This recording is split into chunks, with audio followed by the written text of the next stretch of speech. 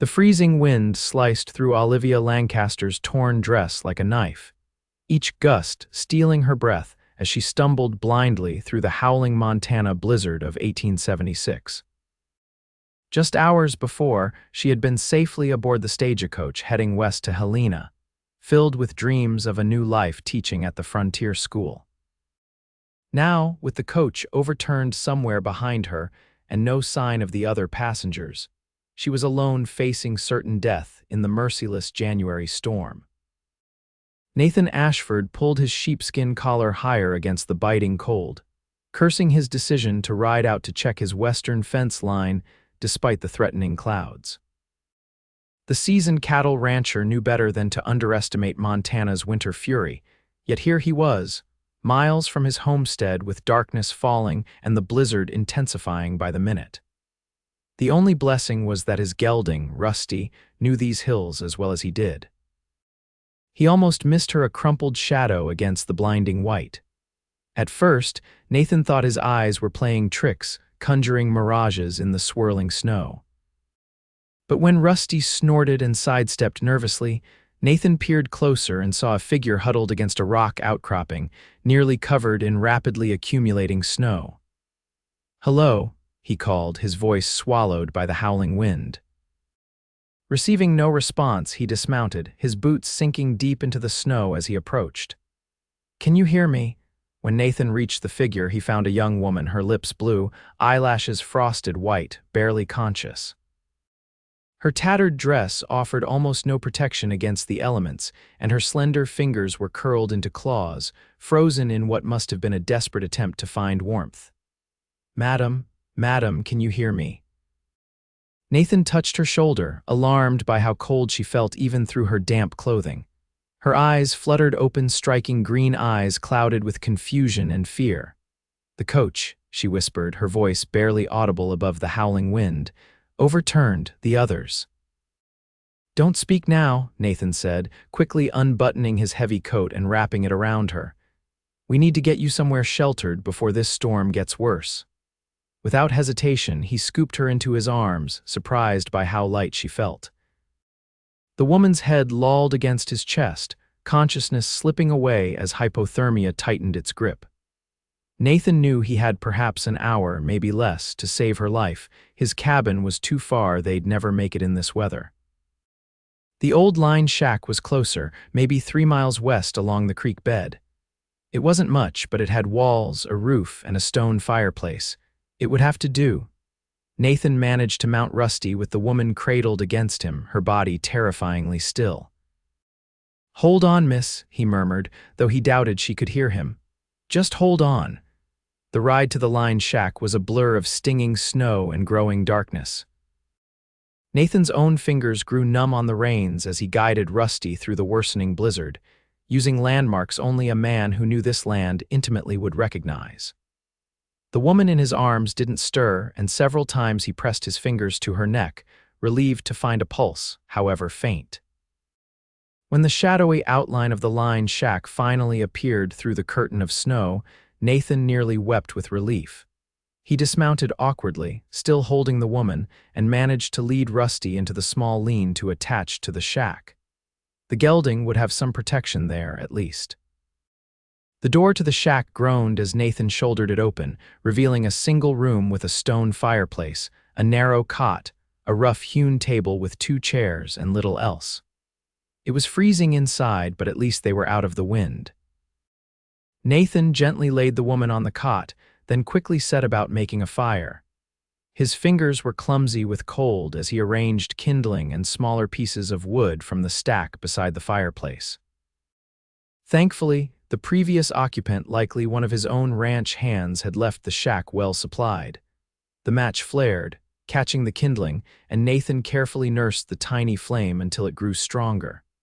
Only when the fire was crackling properly did he turn his attention back to the woman. She was still unconscious, her skin alarmingly pale against her dark hair, which was damp with melting snow.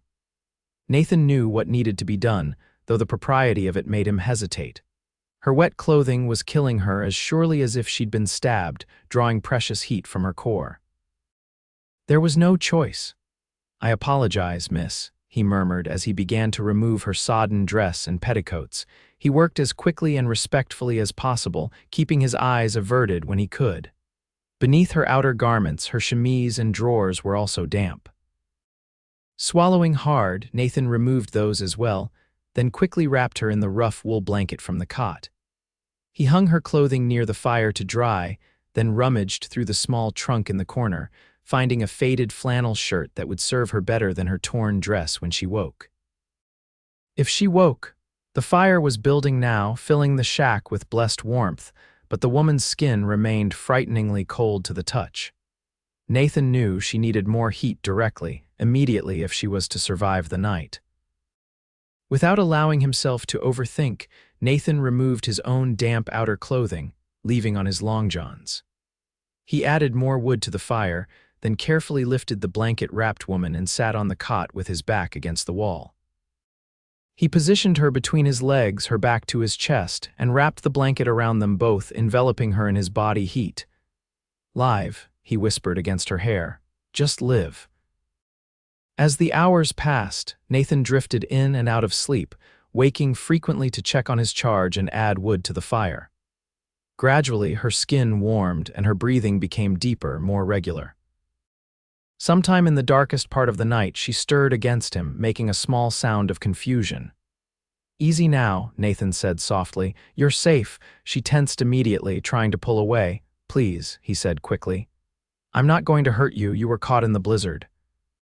I found you nearly frozen. This was the only way to warm you up." She was silent for a long moment, and Nathan wondered if she understood him at all. Then she spoke, her voice raspy but stronger than he expected. "The stagecoach crashed. The driver, I think he's dead. I tried to find help." "In this storm, you're lucky to be alive," Nathan said. "I'm Nathan Ashford. I have a ranch about 6 miles east of here." Another long pause. "Olivia Lancaster," she finally replied.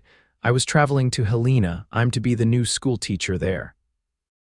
"Well, Miss Lancaster, I'm afraid Helena will have to wait until this storm passes. We're snowed in for now." She nodded slightly, and Nathan felt some of the tension leave her body.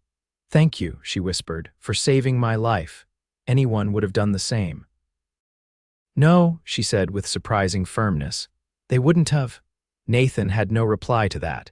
He knew she was right. Many men would have ridden past, unwilling to risk their own lives in such a storm. Or worse, some might have found her and taken advantage of her vulnerable state.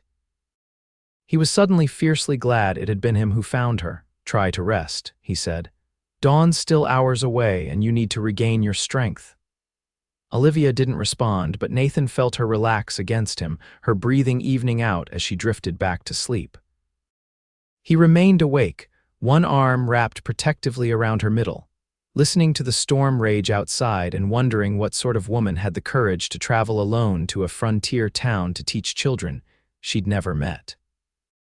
When morning came, the storm had quieted to gentle snowfall, though drifts had piled high against the shack's walls. Olivia awoke to find herself alone on the cot, wrapped tightly in the blanket. The fire was blazing, and the smell of coffee filled the small space. Nathan stood at the crude stove in the corner, his broad shoulders blocking her view of whatever he was cooking. He must have sensed her wakefulness because he turned, offering a tentative smile. "Good morning. How are you feeling?" Olivia took stock of her body. She was sore all over, and her fingers and toes tingled painfully as circulation returned, but she was alive. "Better, thank you," she said, then looked down at herself, suddenly realizing her state of undress beneath the blanket. Heat flooded her cheeks. Nathan seemed to read her thoughts. "Your clothes are dry," he said, nodding toward a neatly folded pile on the table. "And I found a shirt that might be more comfortable than your dress, which was quite torn. I'll step outside while you dress." "No," Olivia said quickly, thinking of the cold and snow. "Just turn around, please." Nathan nodded and faced the stove again. Olivia clutched the blanket to her chest as she reached for the clothes, her movements stiff and painful. Her own undergarments were there, along with a man's flannel shirt that looked as though it would reach nearly to her knees. She dressed as quickly as her aching body would allow, grateful for the warmth of the fire-heated garments.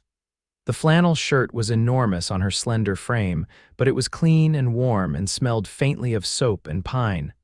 "I'm decent," she said when she'd finished.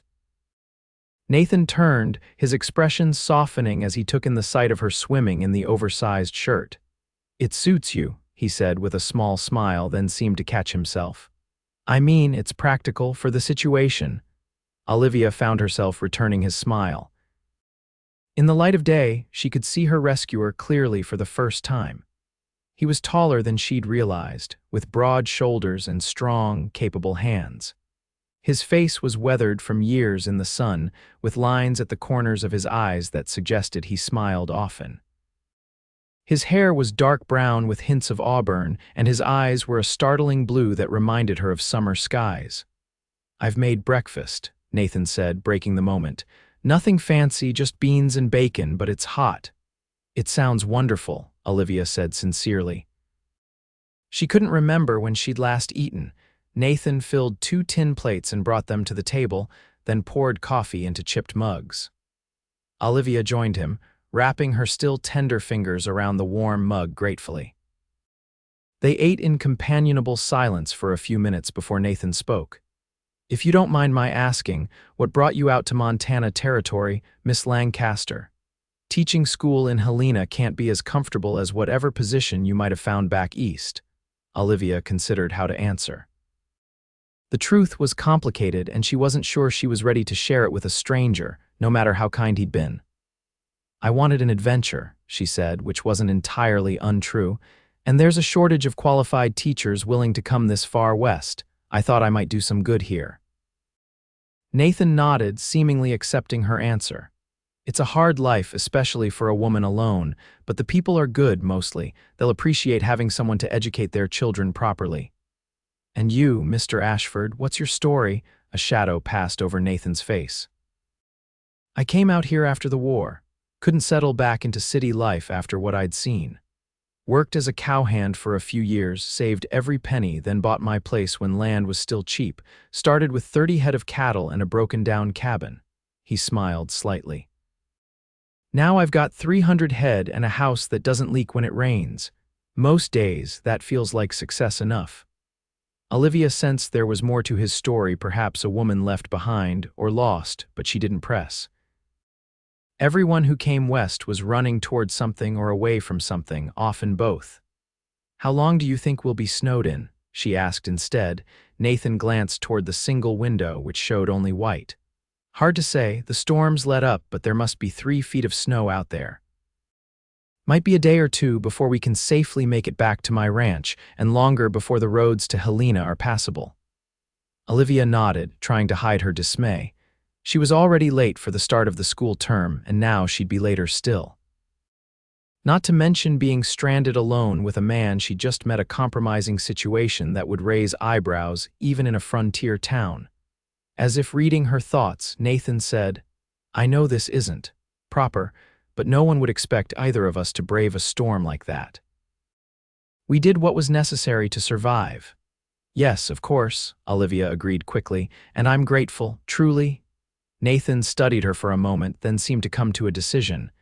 "We might as well make the best of it. I'll see to Rusty my horse and bring in more firewood. There are some books on that shelf if you'd like to read, and maybe you could mend your dress." He gestured to a small sewing kit on a shelf. "I'm afraid I'm not much use with a needle." Olivia smiled at that. "I'd be happy to. It's the least I can do after you saved my life." After Nathan went outside, bundled against the cold, Olivia explored the small shack. Despite its simplicity, it was clean and well organized. The bookshelf held a surprising variety of volumes, some practical guides to ranching and farming, but also several novels, poetry by Whitman, and even a collection of Shakespeare's works. She ran her fingers along the spines, wondering which of these Nathan had read during lonely nights out checking his herds. The Shakespeare was well worn, the pages softened by multiple readings. It made her curious about the man who had rescued her. He was clearly educated, his speech refined despite his frontier lifestyle. What else was Nathan Ashford hiding beneath his cowboy exterior? The door opened, bringing a rush of cold air as Nathan returned with an armload of firewood. He stamped the snow from his boots and stacked the wood neatly beside the fireplace. "Rusty's fine," he reported. "I gave him extra oats. He earned them yesterday." "He seems like a remarkable horse," Olivia said. "I don't think many animals could have found their way through that storm." "He's one of a kind," Nathan agreed, his expression warm with affection for the animal. "Been with me since I started the ranch, more reliable than most men I know." Olivia picked up her tattered dress from the table. "This might be beyond saving," she said, examining the long rips in the fabric. Nathan looked genuinely concerned. "I'm sorry, I'll make sure you have proper clothing when we reach my ranch. My housekeeper, Mrs. Gunderson, might have something that would fit you." "You have a housekeeper?" Olivia asked, surprised.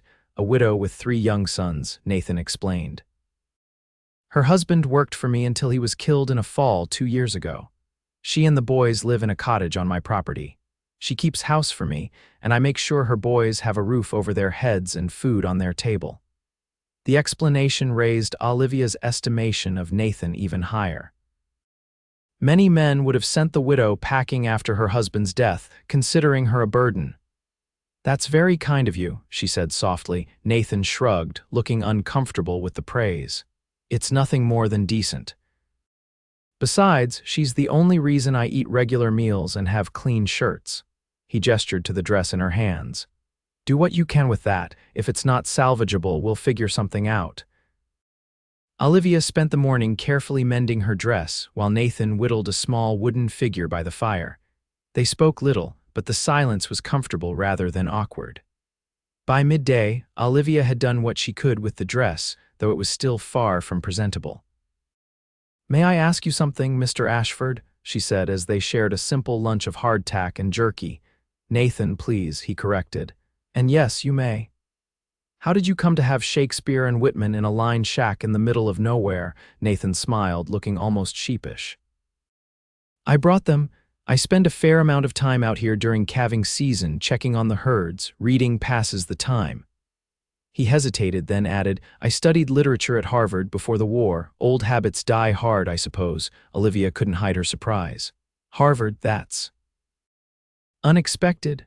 For a cowboy." Nathan's smile held a hint of challenge. "For someone who chose this life," Olivia clarified. "Most Harvard men I've known preferred offices with 4 walls and a roof that doesn't leak." Nathan laughed at that, a rich, genuine sound that transformed his face. "Fair enough. I was expected to join my father's law practice in Boston. The war changed everything." His expression sobered. "After Gettysburg, I couldn't imagine going back to arguing about property lines and contract disputes." Olivia nodded, understanding. She had lost her brother in that same battle, and her father had never been the same afterward. "So you came west instead." "I did, never regretted it, even on the hardest days." He studied her for a moment. "And you?" "What brings a clearly educated young woman to teach in a frontier town when there must have been comfortable positions back east?" Olivia looked down at her hands.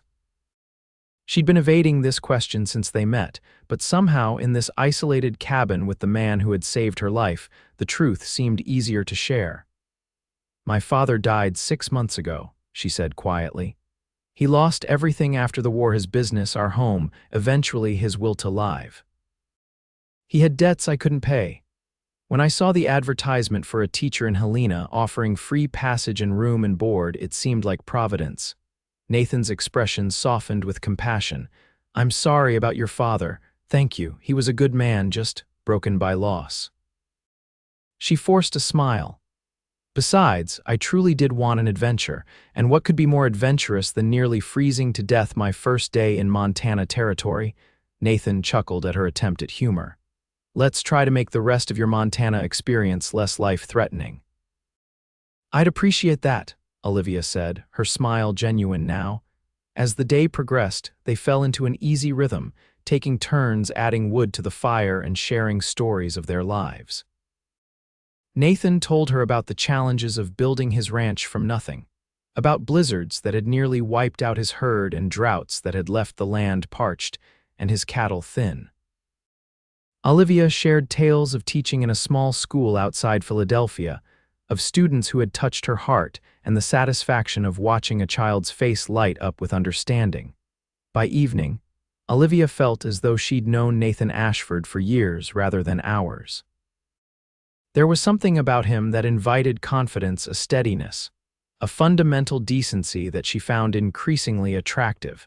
As darkness fell, the inevitable awkwardness of sleeping arrangements loomed. There was only the one narrow cot, and while Olivia was no longer in danger of freezing to death, the shack grew cold quickly when the fire died down. "You'll take the cot," Nathan said firmly as he spread his bedroll on the floor near the fireplace. "I've slept in worse places." Olivia wanted to protest, but the truth was her body was still recovering from her ordeal, aching in ways she hadn't known possible. "Thank you," she said instead. "For everything." Nathan nodded, his expression unreadable in the flickering firelight. "Get some rest, Miss Lancaster. Tomorrow we'll see if the snow has melted enough for us to make it back to my ranch." "Olivia," she said. "If I'm to call you Nathan, then you must call me Olivia." A smile tugged at the corner of his mouth. "Good night, Olivia." "Good night, Nathan." Despite her exhaustion, sleep eluded Olivia. She lay awake, listening to Nathan's steady breathing and the occasional pop of the fire. Her mind kept returning to the feeling of being held against his chest through the night, of the security she'd felt even in her half-conscious state. It had been a long time since she'd felt safe. Eventually, she drifted into a fitful sleep, dreaming of swirling snow and a voice calling her name. She awoke to the smell of coffee and bacon, and for a moment, disoriented by sleep, she thought she was back in her childhood home with her mother cooking breakfast. Then reality came rushing back: the stagecoach accident, the blizzard, Nathan finding her half frozen in the snow. Nathan stood at the stove again, his back to her as he tended to their breakfast. Olivia took the opportunity to study him unobserved. He moved with an economy of motion that spoke of a man comfortable in his own skin, sure of his place in the world. There was a quiet strength to him that had nothing to do with his considerable physical prowess and everything to do with character. As if sensing her gaze, he turned, offering a smile that crinkled the corners of his eyes. "Good morning. Sleep well." "Better than I expected," Olivia admitted, sitting up and smoothing her hair, suddenly self-conscious about her appearance. She must look a fright after 2 days without a proper bath or clean clothes. "I checked outside," Nathan said as he brought her a mug of coffee. "The snow's still deep, but the sun's out and it's melting. I think by afternoon we might be able to make it to the ranch if we go slow." Olivia nodded, both relieved and, surprisingly, a little disappointed. Their time in this small, intimate space was coming to an end, and soon they would return to the real world with all its complications and proprieties. "I'll be glad to wash my hair," she said, trying to focus on the practical. Nathan's eyes lingered on her dark curls, which had dried into a wild tangle. "It's pretty as it is," he said softly, then immediately looked away, as if embarrassed by the admission. "But I'm sure Mrs. Gunderson will have everything you need to make yourself comfortable." They ate breakfast in companionable silence, then spent the morning preparing for their departure. Nathan checked and rechecked Rusty's tack, while Olivia carefully packed the few belongings she had salvaged from the stagecoach: a small jewelry box containing her mother's locket, a daguerreotype of her parents, and the letter offering her the teaching position in Helena. By early afternoon, the sun had indeed melted the snow enough that Nathan deemed it safe to travel. He helped Olivia onto Rusty, then mounted behind her, his arms encircling her waist as he took the reins. "It's about 2 hours to the ranch," he told her. "The going will be slow with the two of us on Rusty, but he's strong. Let me know if you need to stop and rest." Olivia nodded, acutely aware of Nathan's solid presence behind her, of the warmth of his chest against her back, so similar to how they had spent that first night, yet entirely different in context. Then it had been survival. Now it felt like something else entirely. They rode in silence for the first hour, picking their way carefully through the snow-covered landscape. Rusty was sure-footed and patient, clearly trusting his master's guidance. Gradually, The terrain became more familiar to Olivia, rolling hills giving way to a broad valley with a creek running through it, now mostly frozen over. "That's Blackwater Creek," Nathan told her, his breath warm against her ear. "My property starts about a mile east and runs all the way to those foothills you can see in the distance."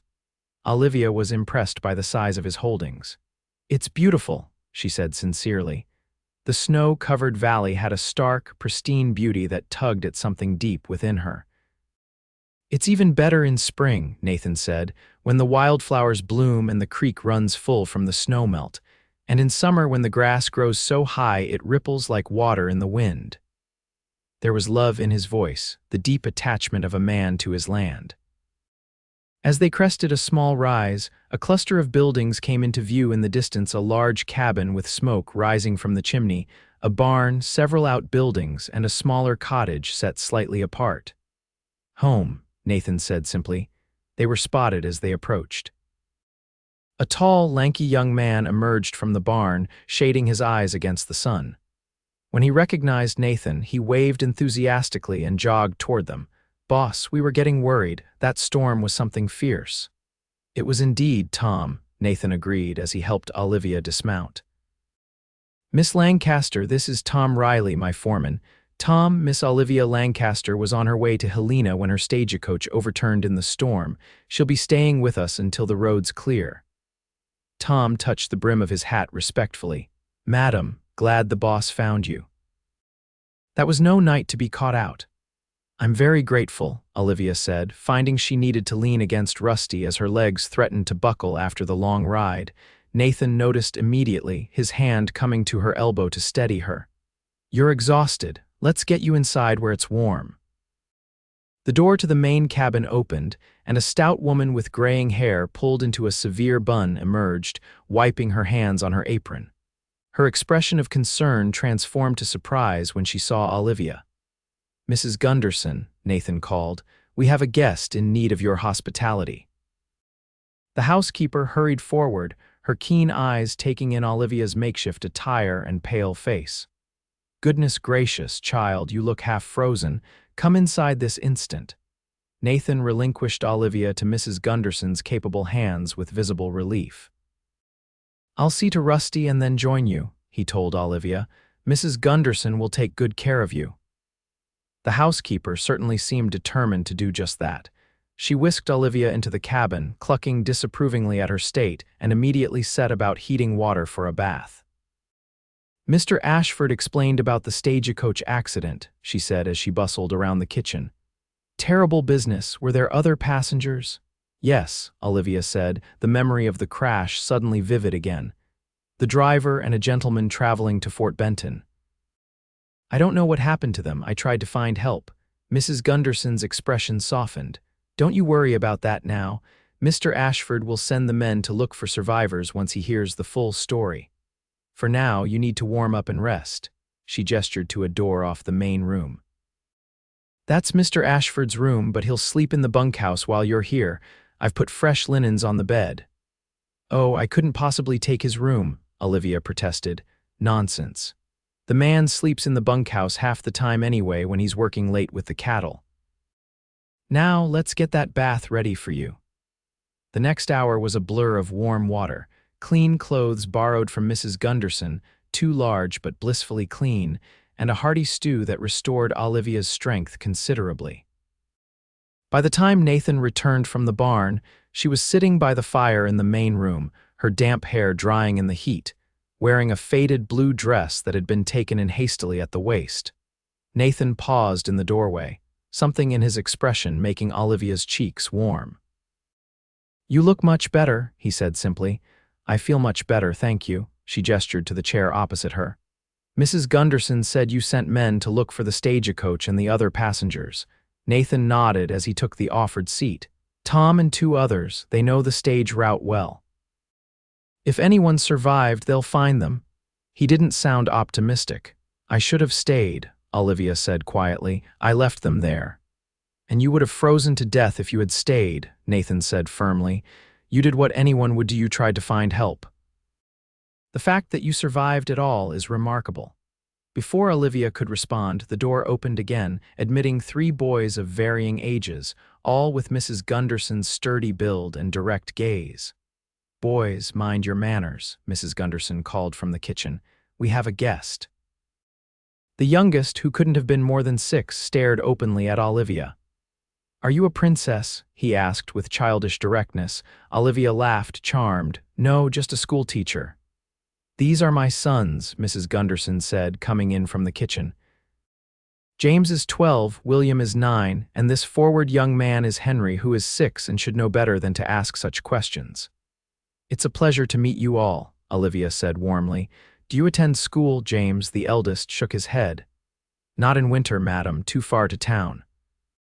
Ma teaches us our letters and sums, and Mr. Ashford helps sometimes." Nathan looked slightly embarrassed at this revelation. "I'm not much of a teacher," he said. "Nonsense," Mrs. Gunderson countered. "You've taught James more about mathematics than I ever could. And your reading of Shakespeare has all 3 of them enraptured, though I doubt they understand half of it." Olivia looked at Nathan with newfound appreciation. This Harvard-educated rancher who reads Shakespeare to his housekeeper's children was becoming more intriguing by the minute. The evening passed pleasantly, with Mrs. Gunderson serving a hearty dinner and the boys peppering Olivia with questions about her journey west and what it was like to be a teacher. Nathan said little, but Olivia often felt his eyes on her, thoughtful and warm. When the meal was finished and the boys sent to their cottage to prepare for bed, Mrs. Gunderson shooed Nathan and Olivia back to the fire while she cleared the table. "I've imposed on your hospitality enough," Olivia said to Nathan. "As soon as the roads are clear, I should continue to Helena." "They're expecting me," Nathan nodded, though something like disappointment flickered across his face. "Of course, I'll ride into town tomorrow to check the conditions. If the stage line is running again, we can arrange your passage. Thank you." Olivia hesitated, then asked, "How far is Helena from here?" "About 30 miles northwest, half a day's ride in good conditions." "You have been extraordinarily kind, Mr. Ashford." "Nathan, I don't know how to repay you." Nathan looked genuinely perplexed by her gratitude. "There's nothing to repay. Anyone would have done the same." "We both know that's not true," Olivia said softly. Their eyes met across the space between them, and for a moment, Olivia felt as though something unspoken passed between them, an acknowledgement of the unusual circumstances that had brought them together and the unexpected connection that had formed. The moment was broken by Mrs. Gunderson's return. "Miss Lancaster, you must be exhausted after your ordeal. Let me show you to your room." Olivia rose, suddenly aware of how tired she truly was. "Good night, Nathan, and thank you again." "Good night, Olivia," he replied, his voice low and warm in a way that followed her into her dreams. The next few days fell into a surprisingly comfortable routine. Nathan rode into town and returned with the news that the stage wouldn't be running for at least a week due to washed-out bridges and snow-blocked passes. He also brought the grim confirmation that the stagecoach driver had perished in the accident, though the other passenger had apparently managed to reach a nearby ranch and was recovering. Olivia sent a letter to the school board in Helena explaining her delay and received a prompt reply assuring her that her position would be held. With no immediate need to depart, she found herself settling into life at the Ashford Ranch. Mrs. Gunderson welcomed her help in the kitchen, and the boys quickly became attached to their temporary teacher. Olivia established a small schoolroom in a corner of Nathan's cabin, using books from his surprisingly extensive library and improvising teaching materials. Even some of the ranch hands joined the lessons in the evenings, eager to improve their reading or mathematical skills.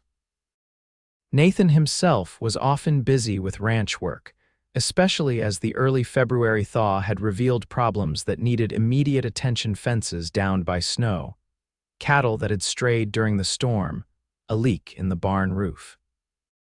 But in the evenings, he would join them by the fire, sometimes reading aloud from one of his books while Olivia mended clothing or helped the boys with their lessons. Olivia found herself watching him when he wasn't looking the way his hands cradled a book with unexpected gentleness. the lines that appeared between his brows when he was concentrating, the rare but transformative smile that lit his entire face. She told herself it was merely gratitude and admiration for the man who had saved her life, but in her heart, she knew it was becoming something more. One evening, about a week after her arrival, Olivia was sitting on the porch despite the chill, watching the sunset paint the snow-covered valley in hues of pink and gold. The door opened behind her and Nathan emerged, carrying 2 steaming mugs. "Mrs. Gunderson thought you might like some tea," he said, offering her one of the mugs. "Though I can't imagine why you're sitting out here in the cold." Olivia accepted the tea gratefully, wrapping her hands around the warm mug. "The sunset is too beautiful to miss. We didn't have views like this in Philadelphia." Nathan settled beside her on the bench, his shoulder just touching hers. "No, I suppose not." He was quiet for a moment, then added, "I missed this during the war. The open sky, the silence. In Boston, even before I enlisted, I felt confined." "Is that why you came west? For the open spaces?" Nathan considered this. "Partly, but also for the chance to build something with my own hands, to create rather than destroy." He glanced at her. "What about you? What do you hope to build in Helena?" Olivia hadn't thought of it in those terms before. "A life of my own choosing, I suppose. My father had arranged a marriage for me before he died to a business associate who would have forgiven his debts in exchange." Nathan's expression darkened. "That's hardly better than selling you." "That's how it felt," Olivia admitted. "I couldn't do it, even to honor my father's wishes, so I ran, essentially. Teaching in Helena was as far as I could get from Philadelphia and still maintain some respectability. And now, do you still want to go to Helena?" The question hung between them, laden with meaning. Olivia stared out at the darkening valley, considering her answer carefully. "I made a commitment," she said finally. "The children there need a teacher." Nathan nodded, his expression carefully neutral. "Of course, you're a woman of your word." They sat in silence as the last light faded from the sky, stars appearing one by one in the vast Montana darkness. Olivia was acutely aware of Nathan beside her, of the warmth of his body in the cold evening air, of the scent of soap and leather that she had come to associate with him. "The stage should be running again by the end of the week," Nathan said eventually. "I'll take you into town on Friday if the weather holds." "Thank you," Olivia said, ignoring the pang in her chest at the thought of leaving. Nathan set his empty mug on the porch railing and turned to face her fully. "Olivia," he began, then stopped, seeming to struggle with his words. "I want you to know that you're welcome here, not just now, but anytime. If Helena doesn't work out, or if you ever need a place to go, my door is always open to you." The sincerity in his voice made Olivia's throat tight with emotion.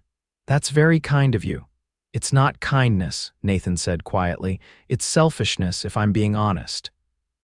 These past days with you here have been good, better than good." Olivia's heart hammered in her chest. "For me as well," she admitted. Nathan's eyes, silver in the moonlight, searched hers. For a moment, Olivia thought he might say more, might even reach for her. But instead, he stood, collecting both their mugs. "It's getting cold. We should go inside." Olivia nodded, swallowing her disappointment. "Yes, of course." As they walked back into the warmth of the cabin, Olivia wondered if she had imagined the moment of connection, if her growing feelings for Nathan Ashford were entirely one-sided. Perhaps it was better this way, she told herself. She would be leaving soon, continuing on to Helena as planned. Becoming attached would only make the parting more difficult. But that night, as she lay in Nathan's bed surrounded by his things, the faint scent of him lingering on the pillow, Olivia found herself imagining a different future, one where she didn't leave at all. Friday arrived too quickly. The weather was clear, the roads reportedly passable, and the stage scheduled to depart for Helena the following morning. There was no reason to delay Olivia's departure any longer. Mrs. Gunderson had washed and mended Olivia's original dress as best she could, and provided her with a warm shawl and sturdy boots better suited to Montana weather. The boys had made her small gifts: a whittled wooden horse from James, a drawing from William, and a bouquet of dried wildflowers that Henry had apparently been saving since the previous summer. Even the ranch hands stopped by to wish her well, several of them awkwardly expressing their gratitude for her impromptu lessons. Tom, the foreman, presented her with a small knife in a leather sheath. "For protection, madam," he explained earnestly. "Helena's mostly civilized, but it don't hurt to be prepared." Olivia thanked him, touched by the gesture, though she hoped she'd never need to use the weapon. Nathan had been scarce all morning, attending to urgent business, according to Mrs. Gunderson, though Olivia suspected he was avoiding a difficult goodbye. When he finally appeared to drive her into town in his wagon, his expression was carefully composed, revealing nothing of his thoughts. The goodbyes at the ranch were tearful on the part of the boys and stoic, but warm from Mrs. Gunderson, who pressed a package of food for the journey into Olivia's hands and made her promise to write. Then they were off, the wagon rumbling down the rutted road toward town. Nathan was unusually quiet, focused on the team of horses. Olivia, sitting beside him on the wagon seat, felt a growing sense of loss with each mile that passed. "I've written to the school board in Helena," Nathan said abruptly, breaking the silence, "recommending they increase your salary. The living conditions there are harsher than what they likely described in their advertisement." Olivia turned to him in surprise. "That's very thoughtful but unnecessary." "It's the least I can do." Nathan kept his eyes on the road. "You're a gifted teacher, Olivia. I've seen it with the boys and even with my ranch hands. You deserve proper compensation for your skills." "Thank you," Olivia said softly, warmed by his praise and his concern for her welfare. They fell silent again until the outskirts of the small town came into view. It wasn't much a main street with a general store, a saloon, a small church, and a few other buildings, including the stage office. Nathan guided the wagon to the modest hotel where Olivia would spend the night before departing in the morning. He helped her down from the wagon, his hands lingering at her waist perhaps a moment longer than necessary. "I've arranged for a room for you," he said, "and your stage ticket is paid for." "Nathan, you've done too much already, please," he interrupted. "Let me do this." Olivia nodded, unable to refuse him when he looked at her with such intensity. "Thank you." Nathan carried her small bag into the hotel and spoke briefly with the proprietor, a gray-haired woman who eyed Olivia with undisguised curiosity.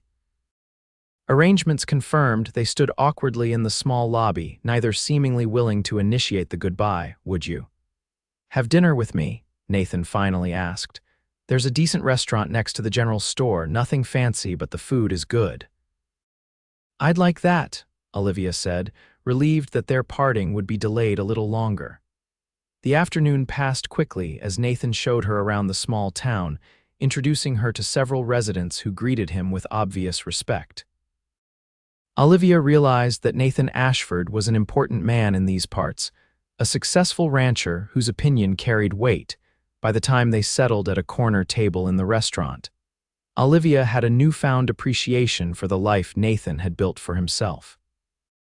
It was a good life, a meaningful one, rooted in the land and the community he had adopted as his own. Over a simple but hearty meal, they talked of inconsequential things: the unusually mild weather that had followed the blizzard, the prospects for the spring cattle drive, the book Nathan was currently reading. Neither mentioned Helena or tomorrow's departure. As they finished their coffee, Nathan finally broached the subject they'd been avoiding. "Olivia," he began, his voice low and serious, "I need to say something before you go." Olivia's heart skipped a beat. "Yes," Nathan looked down at his hands, then back up at her, his blue eyes intense. "These past 2 weeks have been, I've never." He stopped, frustrated, then tried again. "I know we've known each other only a short time and under unusual circumstances. I know you have obligations in Helena, a position waiting for you, a new life you've planned." He took a deep breath. "But I find myself wishing you wouldn't go, and I needed to tell you that before you left, even if it changes nothing." Olivia sat very still, hardly daring to breathe. "Why don't you want me to go?" she asked softly. Nathan met her gaze directly. "Because I'm falling in love with you, Olivia Lancaster. Because my home feels empty when I imagine it without you in it. Because the thought of you leaving tomorrow makes me feel like I'm losing something precious before I've even truly found it." The words hung in the air between them, honest and vulnerable and terrifying in their implications. Olivia felt tears spring to her eyes, her own carefully guarded feelings suddenly impossible to deny. "I don't want to go either," she whispered. Nathan's expression transformed, hope warring with caution. "You don't?" "No," Olivia shook her head, a tear slipping down her cheek. "I've been trying to convince myself that what I'm feeling is just gratitude or perhaps an emotional response to a traumatic experience, but it's more than that." "Much more?" Nathan reached across the table and took her hand in his touch warm and steady. "Stay," he said simply. "Not forever if you're not ready for that, but a little longer. Give us time to discover if what we're feeling is real and lasting." "But the school in Helena will find another teacher," Nathan finished. "Or we'll wait until fall for you if that's what you ultimately choose. But give us a chance, Olivia, please." Olivia looked at their joined hands, then up at Nathan's face, this man who had saved her life, who read Shakespeare to children, who had built a home and a life through his own hard work and determination. A man she was rapidly falling in love with. "Yes," she said, "I'll stay." The relief and joy that spread across Nathan's face was a sight Olivia knew she would remember for the rest of her life. He raised her hand to his lips and pressed a gentle kiss to her knuckles. "Thank you," he said fervently. They left the restaurant and walked slowly back to the hotel, hand in hand. Discussing practical matters, Olivia would write to the school board in Helena immediately, explaining her change in plans. Nathan would return to town the next day to collect her after she'd had time to receive a reply. At the hotel entrance, they paused. The street was quiet, most of the town already shut up for the night. In the silver moonlight, Nathan looked down at Olivia with such tenderness that it took her breath away. "May I kiss you goodnight?" he asked, his voice a low rumble that sent a shiver through her. In answer, Olivia lifted her face to his. Nathan's hand came up to cradle her cheek as he bent to press his lips to hers. The kiss was gentle at first, a question, a promise. Then, as Olivia responded, it deepened into something more urgent, more passionate, speaking of feelings too new and overwhelming for words. When they finally parted, both slightly breathless, Nathan rested his forehead against hers. "I'll see you tomorrow," he murmured. "Tomorrow," Olivia agreed, reluctant to break the connection between them. Finally, with visible effort, Nathan stepped back. "Good night, Olivia."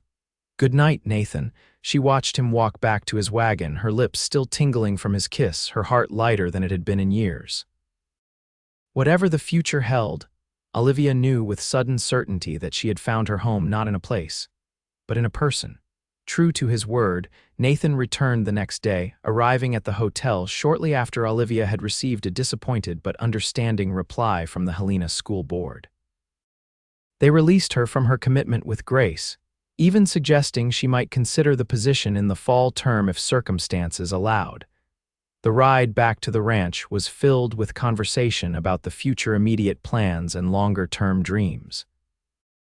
Nathan spoke of spring planting and the calving season ahead, of improvements he wanted to make to the ranch house, of the possibility of expanding his herd. Olivia shared her ideas for establishing a proper school for the ranch children and others from neighboring properties, perhaps even convincing the county to provide funding for a teacher's salary. They were met at the ranch by an expectant Mrs. Gunderson and 3 excited boys, all of whom had clearly been hoping for exactly this outcome. James, William, and Henry cheered when Nathan announced that Miss Lancaster has decided to stay with us for a while, and Mrs. Gunderson's knowing smile suggested she had anticipated this development from the beginning. The weeks that followed were among the happiest of Olivia's life. She established a daily routine of lessons for the Gunderson boys in the mornings, then spent her afternoons helping Mrs. Gunderson with household tasks or accompanying Nathan as he worked around the ranch. In the evenings, they would gather by the fire, sometimes just the 2 of them, after Mrs. Gunderson and the boys had retired to their cottage, talking, reading, or simply enjoying each other's company in comfortable silence. Their courtship progressed naturally, sweetly, with growing affection and deepening trust. Nathan was unfailingly respectful, never presuming more than Olivia was ready to give, yet his kisses and the way he looked at her left no doubt about the depth of his feelings.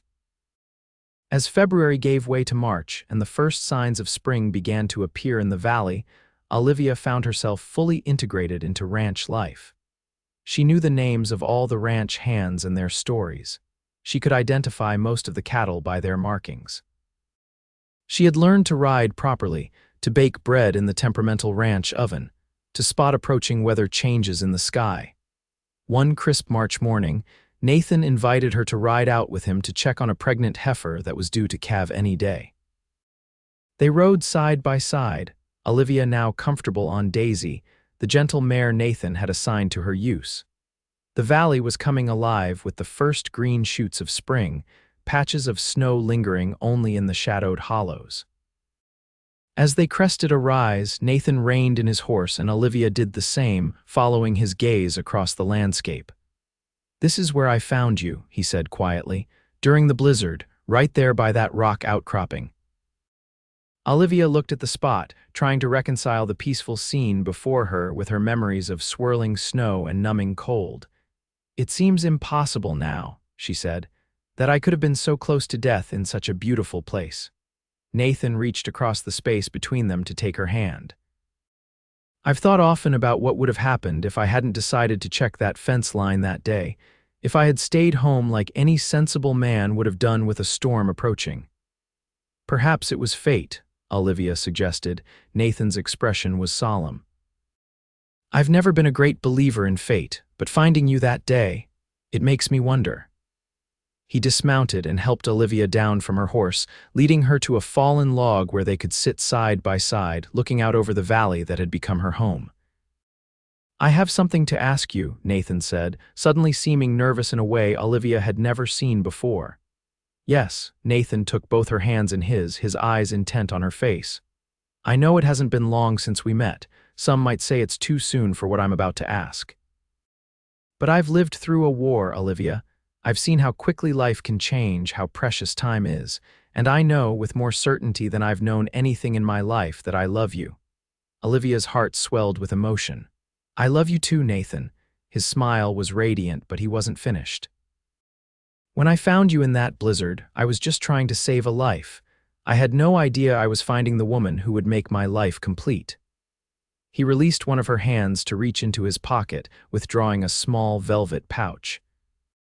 "This was my mother's," he said, opening the pouch to reveal a delicate gold ring with a small but perfect diamond. "I've kept it all these years, waiting for the right woman to give it to." Nathan slid from the log to one knee before her, still holding her hand. "Olivia Lancaster, will you do me the extraordinary honor of becoming my wife?" Tears of joy filled Olivia's eyes as she looked at this man who had saved her life and then, gradually and beautifully, captured her heart. "Yes," she whispered, then more firmly, "Yes, Nathan Ashford, I will marry you." Nathan's hand trembled slightly as he slid the ring onto her finger, then rose to gather her into his arms, kissing her with all the passion and promise of their future together. When they finally parted, breathless and laughing with joy, Nathan pressed his forehead to hers. "I was so afraid you might want to wait to be more certain." "I am certain," Olivia assured him, "more certain than I've ever been about anything." Their ride back to the ranch was a jubilant one, both eager to share their news. Mrs. Gunderson wept happy tears. The boys whooped with excitement, and the ranch hands organized an impromptu celebration that lasted well into the evening.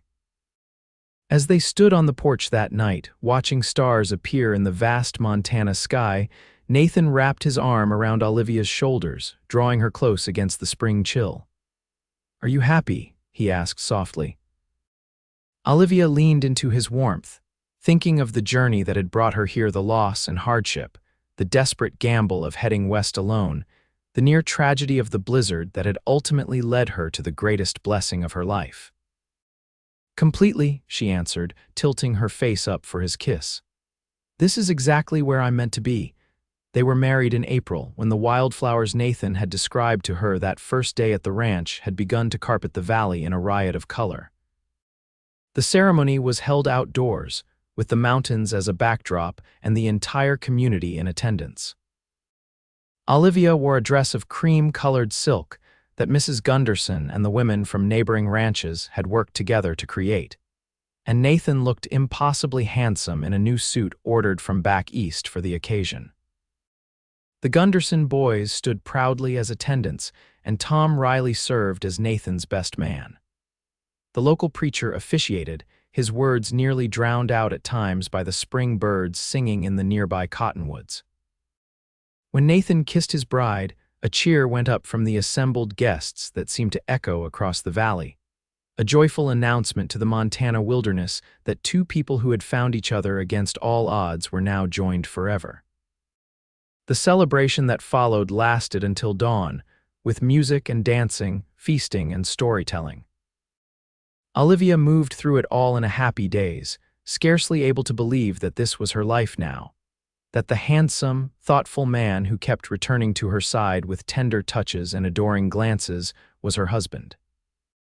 As the last guests departed, and the pink light of dawn began to illuminate the eastern sky, Nathan led Olivia back to the ranch house, their home, where Mrs. Gunderson had prepared the master bedroom with fresh linens and spring flowers before discreetly retiring to her cottage with the boys. "Mrs. Ashford," Nathan said softly as he closed the door behind them, "I've been waiting all day to have you to myself." Olivia went willingly into his arms, all nerves forgotten in the rightness of being with the man she loved. "And I've been waiting all day for you to call me that." Their wedding night was everything Olivia had dreamed it might be: tender and passionate, filled with discoveries and whispered words of love. Nathan was a gentle teacher, attentive to her comfort and pleasure, and by the time they fell asleep in each other's arms as the sun rose fully over the valley, Olivia knew that the physical expression of their love would only grow more beautiful with time. Spring gave way to summer, and Olivia embraced her role as the mistress of Ashford Ranch with enthusiasm and determination. She learned the complexities of ranch management from Nathan, the secrets of frontier housekeeping from Mrs. Gunderson, and even picked up riding and shooting skills from Tom and the other hands. The small school she had established for the Gunderson boys grew to include children from 3 neighboring ranches, with lessons held in a converted storage building that Nathan and his men had transformed into a bright, airy classroom. The county superintendent visited in late May and was so impressed that he arranged for Olivia to receive a modest salary as the district's first rural teacher. By midsummer, Olivia had another piece of news to share with her husband. She chose a quiet evening when they were alone on the porch, watching fireflies dance in the gathering dusk. "Nathan," she said, taking his hand and placing it gently on her still flat stomach, "we're going to have a baby." Nathan's expression transformed from confusion to wonder to absolute joy in the space of a heartbeat. "A baby," he repeated, his voice thick with emotion. "You're sure?" Mrs. Gunderson confirmed it, Olivia said, smiling at his reaction. "She says I'm about 3 months along. We'll welcome our child sometime in January."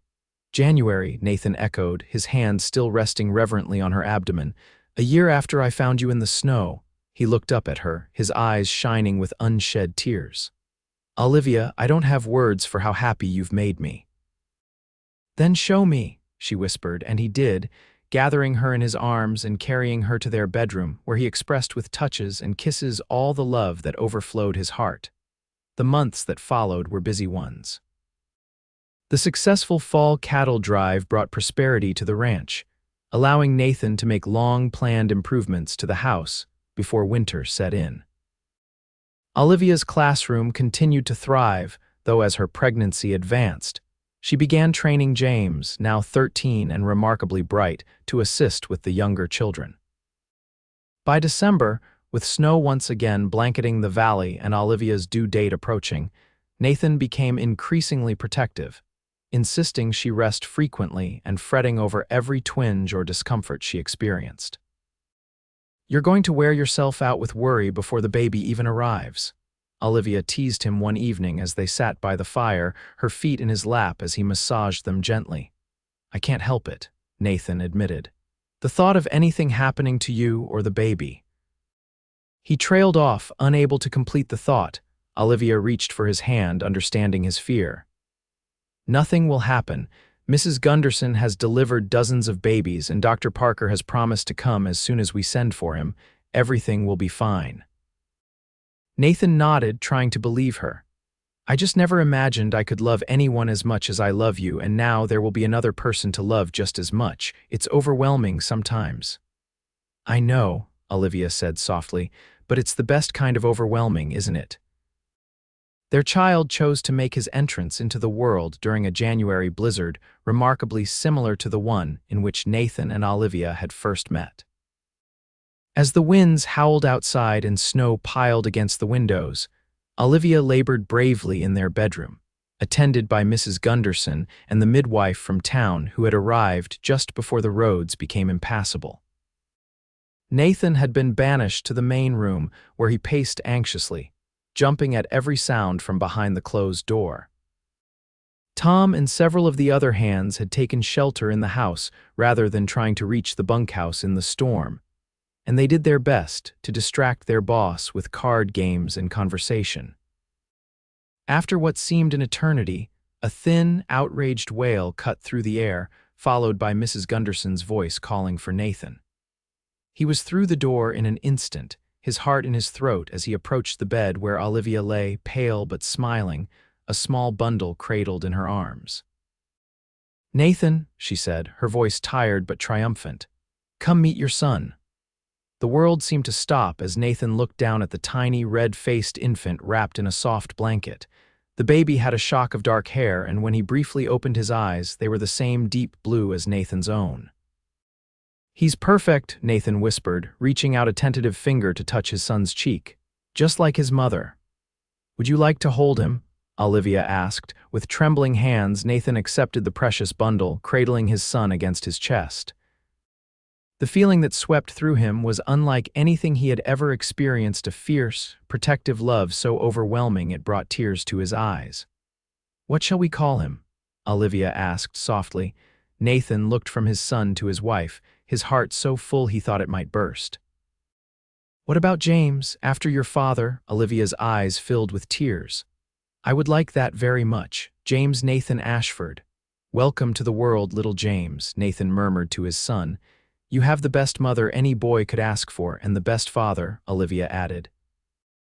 The storm raged through the night, but inside the Ashford home, all was peaceful. As Olivia slept, exhausted from her labor, Nathan sat beside the bed, their son in his arms, marveling at the twist of fate that had brought him this extraordinary happiness. 1 year ago, almost to the day, he had ridden out into a blizzard and found a half-frozen woman who would change his life forever. Now, as another January storm wrapped around their home, he held the miraculous result of that chance encounter, their son, a perfect blend of them both. Nathan thought of all the decisions, large and small, that had led to this moment. His choice to leave Boston after the war, to build a ranch in this particular valley, to ride out to check his fence line despite the threatening weather. And Olivia's parallel journey, her decision to leave Philadelphia, to accept a teaching position in Helena, to board that ill-fated stagecoach. So many chances for their paths never to have crossed, for this precious child never to have existed. The thought made him hold his son a little tighter, filled with gratitude for the storms, both literal and figurative, that had brought them together. Outside, the blizzard began to subside, the howling wind giving way to gentle snowfall. Dawn would bring a landscape transformed, pristine, and new. Nathan smiled at the symbolism of it. The storm that had nearly taken Olivia's life a year ago had given way to the most beautiful morning of his life. And now another storm had ushered in their son, another new beginning. Olivia stirred in her sleep, her eyes fluttering open to find Nathan watching her, their child in his arms. She smiled, reaching out her hand to him. "I love you," she said simply. Nathan took her hand, pressing a kiss to her palm. "And I love you more than I could ever say." As the first pale light of dawn filtered through the curtains, illuminating the three of them in its gentle glow, Nathan Ashford knew with absolute certainty that he had found his true home and purpose not in the land he had tamed or the ranch he had built, but in the love he shared with Olivia and in the family they were creating together. From the ashes of war and loss, from the depths of a Montana blizzard, they had forged something beautiful and enduring. And as their son yawned and settled more deeply into sleep, secure in his father's strong arms, Nathan and Olivia exchanged a look of perfect understanding. Whatever storms life might bring in the years ahead, they would face them together, their love a shelter more powerful than any walls of wood or stone. In that moment, in the quiet of their bedroom with their newborn son between them, they were complete. The woman who had been tossed into a storm without shelter, and the cowboy who had built a fire and wrapped her beside him, had found in each other not just survival, but the rarest and most precious gift of all, a love that would warm them for all the winters of their lives.